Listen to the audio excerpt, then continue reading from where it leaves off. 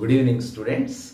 ఈరోజు మన 1 mark question second chapter polynomials నుంచి తీసుకుంటున్నాను. క్వశ్చన్ ఏంటంటే, if 1/0 of the quadratic polynomial x² plus 3x plus k is 2, then find the value of k.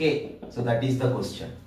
మీరు old papers చూసినట్లయితే ఈ question మీకు చాలాసార్లు కనపడే ఉంటుంది. అంత ఇంపార్టెంట్ క్వశ్చన్ ఇది. So let us start the solution. So ఈ క్వశ్చన్కి మనం ఏం చేయాలంటే, ఫస్ట్ ఇచ్చిన క్వాడ్రాటిక్ పాలినామియల్ని p ఆఫ్ x అనుకోండి. Let p of x is equal to x² plus 3x plus k. ఇక్కడ నీకేమి ఇచ్చారు? 1/0 ఇచ్చారు. ఎంత? 2. What is 0 of the polynomial?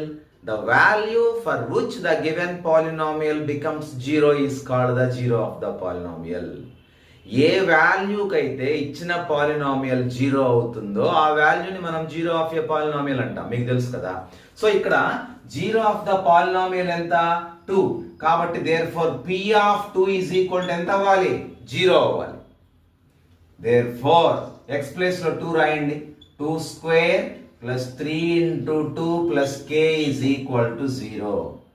4 plus 6 plus k is equal to 0. 2 square అంటే 4, 3 2s అంటే 6.